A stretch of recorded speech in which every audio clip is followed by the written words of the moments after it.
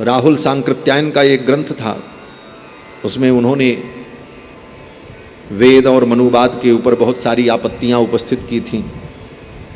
उस ग्रंथ की चर्चा हो रही थी, हमारे गुरुदेव भगवान बैठे थे, तो गुरुजी महाराज हंसने लगे। उन्होंने कहा, जैसा चश्मा लगाकर राहुल सांकृत्यायन ने देखा वैसा उनको दिखा। बोले कैसे? बोले जैसे कलकत्ता में किसी 3 व्यक्ति को आप भेजो, एक बहुत बड़ा व्यापारी हो और एक बहुत बड़ा इंजीनियर हो और एक भंगी हो, मल साफ करने वाला। 3 व्यक्ति को आपने कलकत्ता भेजा और कहा जाओ देख करके आओ और अपना अनुभव बताओ। तीनों गए, लौट करके आए। जो व्यापारी था उसने कहा हमने देखा कलकत्ता में अमुक वस्तु का व्यापार बहुत अच्छा हो सकता है, इसकी मार्केट बहुत अच्छी है, उसकी वही दृष्टि थी। इंजीनियर आया तो उसने कहा वहाँ पर ये बिल्डिंग बहुत अच्छी बनी थी, ये खराब थी, ये स्ट्रक्चर अच्छा नहीं था। और वो मलमार्जक भंगी जब लौट करके आया तो उसने क्या बताया? बोले वहाँ गटर जो है ओवरफुल हो गया था, वहाँ इतनी गंदगी थी, वहाँ इतना कचरा था। क्यों? बोले वो वही देखने गया। तो जिसकी जैसी दृष्टि होगी उसको वही दिखाई पड़ेगा, नहीं भी होगा तो वो देख लेगा, दोष दर्शन कर लेगा। तो मनुस्मृति में अगर पूर्वाग्रह से रहित होकर और मनु के प्रति श्रद्धा भाव रखकर मनुस्मृति का हम स्वाध्याय करें तो उसमें सारे सद्गुण आपको दिखाई पड़ेंगे और मनु के आदेश में वो दिव्यता हमें अनुभव होगी, तभी हम वास्तव में मनुष्य बन पाएंगे। मनुष्य बनने के लिए मनु के सिद्धांत का हमें अनुपालन करना होगा, मनु जी ने जो कहा है उसका पालन करना होगा। स्वयंभू मनु और शत्रुपा को भगवान ने प्रकट किया, ब्रह्मा जी ने। स्वयंभू मनु और शत्रुपा से सृष्टि प्रारंभ होती है। ब्रह्मा जी ने कहा जाकर के पृथ्वी पर सृष्टि का विस्तार करो। स्वयंभू मनु और शत्रुपा जी ने देखा पृथ्वी पर सृष्टि का विस्तार कैसे करें, वहाँ तो पृथ्वी है ही नहीं है, पृथ्वी जल में डूबी थी। उसी समय ब्रह्मा जी की नासिका से एक वराह तोक का प्रादुर्भाव होता है और वो वराह तोक देखते देखते विशाल रूप धारण कर लेता है। कितना विशाल? बोले जिसके खुर के अंदर सुमेरु पर्वत भी प्रविष्ट हो जाए तो एक कण के समान प्रतीत हो। नमस्तस्मै वराहाय लीलयोद्धरते महीम खुर मध्यगतो यस्य मेरुः कणकणायते। जिसके खुर के मध्य में सुमेरु पर्वत भी कण के समान प्रतीत हो, मेरुः कणकणायते। इतना विशाल रूप वराह भगवान का प्रकट हुआ। वराह भगवान चल पड़े और भगवान ने आकर के पृथ्वी को अपने दाढ़ों पर उठाया, दांतों पर लेकर के चल पड़े। उसी समय हिरण्याक्ष दैत्य आया युद्ध करने के लिए। भगवान से कहा, रे चोर के समान मेरी पृथ्वी लेकर के कहाँ जा रहे हो? भगवान ने कहा, चोर तो तुम हो, मेरी पृथ्वी को चुरा करके लाए। ये दैत्य की प्रवृत्ति है।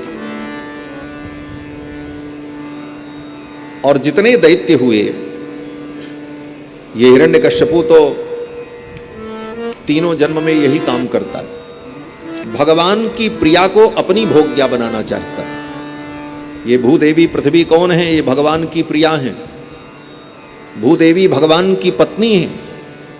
श्री देवी और भूदेवी भगवान की 2 पत्नियां हैं।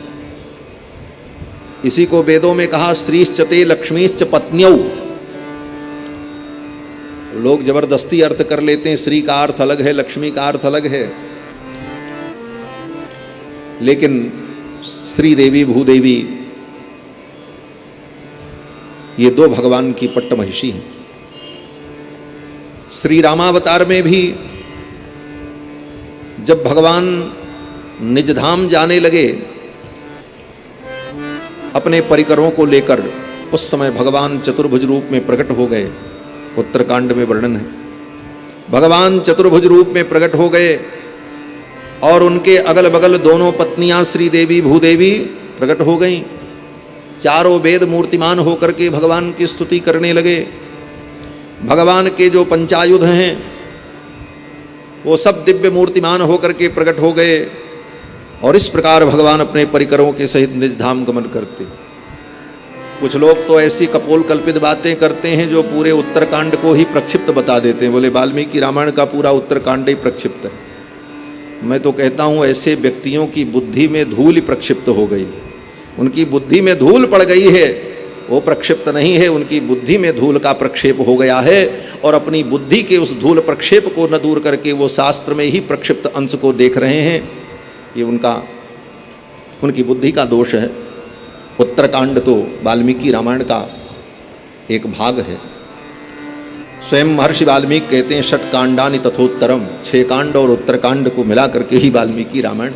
बड़े बड़े विद्वानों ने, नागेश भट्ट ने और गोविंदराज स्वामी जी ने, इन महापुरुषों ने उत्तरकांड पर टीकाएं लिखी। सबको झुठला करके जबरदस्ती उत्तरकांड को प्रक्षिप्त कहने वाले लोग शास्त्र के साथ खींचातानी करते। संतों ने कहा है खींच खांच मीज माज शास्त्र को न गीजिए। बहुत बुद्धि तुमको भगवान ने दी है, बहुत बड़े वैयाकरण और नैयायिक और वेदांती हो, तो उसका सदुपयोग करो, उस बुद्धि का दुरुपयोग करके शास्त्र की अवहेलना मत करो। खींच खांच मीज माज शास्त्र को न गीजिए, जामे रस बनो रहे सोई अर्थ कीजिए। जिसमें शास्त्र का रस बना रहे वो अर्थ करना चाहिए। तो महाराज भगवान अपने परिकरों के साथ जब निज धाम जाते हैं तो चतुर्भुज होकर श्री देवी भूदेवी उनकी दोनों पत्नियां साथ, श्रीश्चते लक्ष्मीश्च पत्न्यौ, तो ये भूदेवी भगवान की पत्नी है और भूदेवी को हिरण्याक्ष अपनी पत्नी, अपनी भोग्या बनाना चाहता। भगवान वराह जब भूदेवी को लेकर के चलते हैं तो हिरण्याक्ष कहता है मेरी पृथ्वी को लेकर के तुम कहां जा रहे हो? जो अपनी मां को, वंदनीया को, भगवान की प्रिया को अपनी प्रिया और भोग्या समझे वही राक्षस। यही काम हिरण्यकश्यपु ने किया, वो हिरण्याक्ष ने किया। और फिर भगवान वराह ने हिरण्याक्ष का वध किया। हिरण्याक्ष ने कहा अरे वन सूकर, तुम्हारे जैसे सूकर को, तो तुम्हारे जैसे जंगली जीव को मैं ढूंढता रहता हूं। तो भगवान ने भी रोष में आकर के कहा सत्यम वयम वन गोचरा मृगाः, तुम ठीक कहते हो, मैं जंगली सूअर हूं, लेकिन मैं भी तुम्हारे जैसे ग्राम सिंहों को ढूंढता रहता हूं। ग्राम सिंह माने कुत्ता, कुत्ते को संस्कृत में ग्राम सिंह कहते हैं, क्योंकि गांव का शेर होता है, अपने गांव में खूब भौंकता है, दूसरे गांव में जाए तो पूंछ दबा करके भाग जाता है। तो जिस साहित्यिक भाषा में हिरण्याक्ष ने कहा कि तुम्हारे जैसे जंगली सूकरों को मैं ढूंढता रहता हूं, तो भगवान ने कहा ठीक है, तुम ठीक कह रहे हो, मैं तो जंगली सूअर हूं, लेकिन मैं भी तुम्हारे जैसे ग्राम सिंहों को ढूंढता रहता हूं। आओ। महाराज युद्ध प्रारंभ हो गया। अपने अस्त्र शस्त्र से हिरण्याक्ष ने भगवान के ऊपर प्रहार किया। भगवान ने तो अपने हाथ से ही एक थप्पड़ मारा। अपने करारविंद से भगवान ने एक थप्पड़ जब मारा, उतने में ही हिरण्याक्ष घूर्णित होकर के घूम करके गिर पड़ा। उसकी आंखें बाहर निकल आईं, हिरण्याक्ष की मृत्यु हो गई। और भगवान ने पृथ्वी को ला करके पृथ्वी के अंदर आधार शक्ति की प्रतिष्ठा करके जल के ऊपर स्थापित कर दिया। वही हिरण्यकश्यप, ओ हिरण्याक्ष, ये जो असुर हैं, जो भगवती भूदेवी को भोग्या मानते हैं, यही दोनों भाई हिरण्याक्ष हिरण्यकश्यप जब त्रेता में रावण कुंभकर्ण बने तो रावण ने भी वही काम किया, भगवान की पत्नी सीता को ले गया, बोले ये मेरी है। और फिर यही रावण कुंभकर्ण जब द्वापर युग में शिशुपाल और दंतवक्र बनकर के प्रकट हुए तो शिशुपाल भी रुक्मिणी के साथ विवाह करना चाहता है। वो प्रवृत्ति नहीं छूटी, जन्मांतर से जो थी, यही राक्षस वृत्ति है जो वहां भी थी, वहां भी थी, वहां भी थी। महाराज हिरण्यकश्यपु का भगवान ने वध किया, वो हिरण्याक्ष का वध किया, पृथ्वी को जल पर स्थापित किया, आधार शक्ति की प्रतिष्ठा की, और फिर भगवान अंतर्धान हो गए। इस कल्प में ये जो सृष्टि चल रही है, इस कल्प में सर्वप्रथम भगवान का अवतार वराह रूप में हुआ, इसीलिए इस कल्प का नाम है श्री श्वेत वाराह कल्प।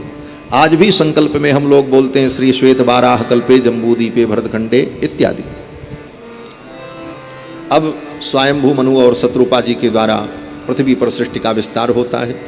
गंगा और जमुना के मध्य का भूभाग ब्रह्मावर्त जो है, उस ब्रह्मावर्त में मनु जी महाराज ने अपनी राजधानी बनाई और सृष्टि का विस्तार करते हैं। इनकी 5 संतानें हुई।